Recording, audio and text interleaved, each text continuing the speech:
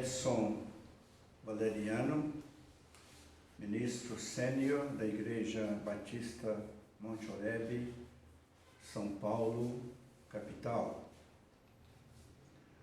Para nossa reflexão, leio do Evangelho de Lucas, o capítulo 24, dos versos 13 até o verso 25. Nesse mesmo dia, iam dois deles para uma aldeia chamada Emaús, que distava de Jerusalém 60 estádios. E iam comentando entre si tudo aquilo que havia sucedido. Enquanto assim comentavam e discutiam, o próprio Jesus se apresentou e ia com eles. Mas os olhos deles estavam como que fechados, de sorte que não o reconheceram. Então ele lhes perguntou: que palavras são essas que caminhando trocais entre vós? Eles então pararam tristes. E um deles, chamado Cleopas, respondeu-lhe: és tu o único peregrino em Jerusalém que não soube das coisas que nela têm sucedido nestes dias? Ao que ele lhes perguntou: quais? Disseram-lhe: as que dizem respeito a Jesus, o Nazareno, que foi profeta poderoso em obras e palavras, diante de Deus e diante de todo o povo. E como os principais sacerdotes e as nossas autoridades o entregaram para ser condenado à morte e o crucificaram.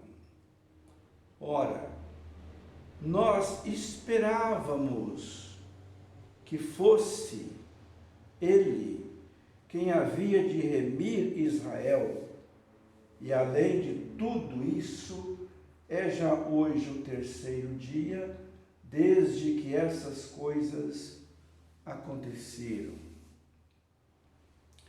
Verdade é também que algumas mulheres do nosso meio nos encheram de espanto, pois foram de madrugada ao sepulcro e, não achando o corpo dele, voltaram, declarando que tinham tido uma visão de anjos que diziam estar ele vivo.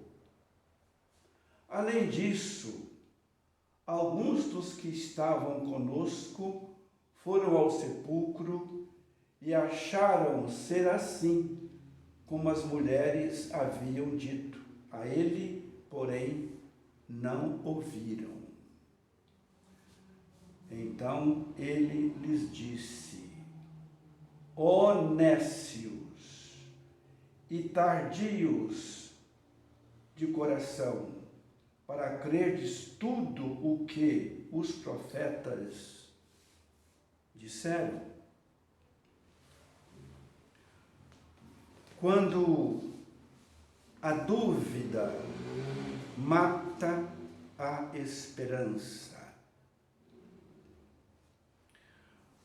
Para se crer no impossível, necessário é, primeiramente, que se creia que o impossível não existe.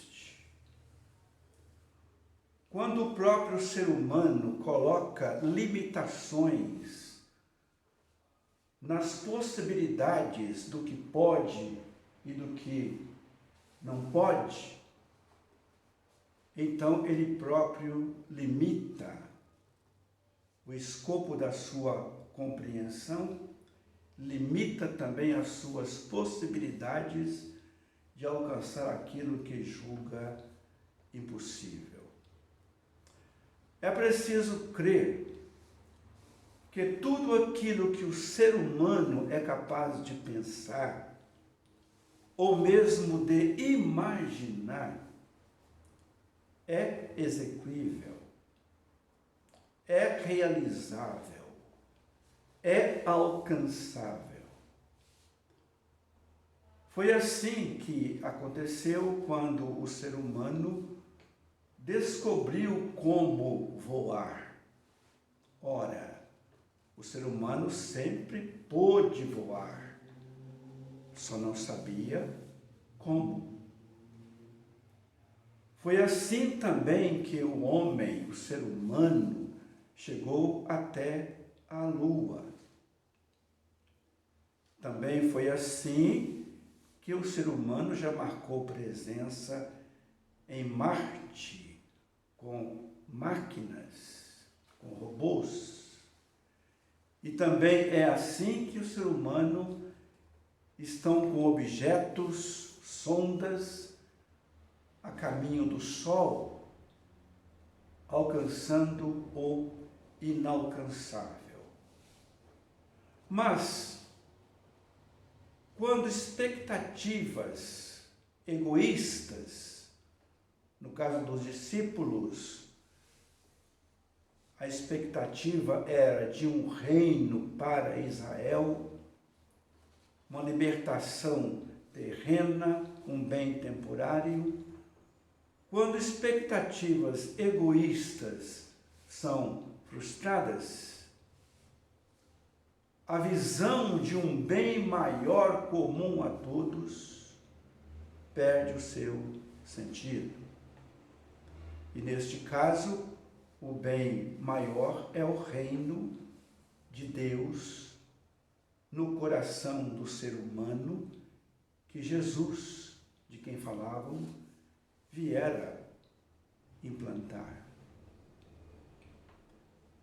E quando se foca naquilo que é negativo, então elabora-se o discurso da desesperança. E o discurso da desesperança, ele bloqueia a realidade dos fatos. Eles mesmos relataram o fato de que Jesus fora morto. Relataram o fato de que as mulheres foram ao sepulcro e o viram vazio. Relataram que também os discípulos, os apóstolos, também foram e constataram que de fato o túmulo estava vazio. E, no entanto, ainda discursavam o discurso da desesperança, indo de volta para o campo, ou neste caso, para Emaús. Esse discurso também bloqueia o próprio fato da pessoa de Jesus ali com eles, e não se aperceberam de quem ele era, porque o discurso da desesperança bloqueia tudo isto. Na palavra deles, portanto, o Cristo já era. Usa um verbo no passado. Ele foi. Nós esperávamos que ele fosse. E até mesmo tal discurso da desesperança não se dobra nem quando o próprio Senhor Jesus lhe chama a atenção. Ó nécios! Uma chamada a abrir os olhos para as possibilidades de tudo aquilo que ele havia prometido e que de fato aconteceu. Quando é, portanto, que a dúvida mata a esperança? A dúvida mata a esperança quando não se é capaz de acreditar na palavra que Deus fala. Disse o Senhor na sua palavra: a minha palavra não voltará para mim vazia. O apóstolo Paulo, em 1 Coríntios capítulo 15, o verso 19, ele declara: se a nossa esperança em Cristo fosse somente para esta vida, nós seríamos os mais miseráveis de todos os homens. Mas ele completa: graças a Deus que Jesus Cristo ressurgiu dos mortos e ele vive. Lembremos-nos o que a palavra de Deus diz e deixa muito claro: a humanidade não será extinta. Repito, a humanidade não será extinta. Ela será transformada para melhor, para o bem comum de todos. De todos. Inclusive daqueles que não creem, terão a sua porção de uma existência um pouco melhor no tempo e no espaço. E aquele que creu e crê e espera em Cristo, a vida eterna, juntamente com ele, à destra do Pai. A Bíblia é quem o diz. E vi um novo céu e uma nova terra, porque já se foram o primeiro céu e a primeira terra, e o mar já não existe. E eis que enxugará de seus olhos toda lágrima, e não haverá mais morte, nem haverá mais pranto, nem mais lamento, nem dor, porque já as primeiras coisas são passadas. Palavra de Deus, palavra de vida. Creia naquilo que parece impossível, porque Deus fez por você e por mim aquilo que parecia impossível. Que a sua paz e o seu conforto estejam com todos nós. Amém. Curta, compartilhe, inscreva e coopere. Deus abençoe.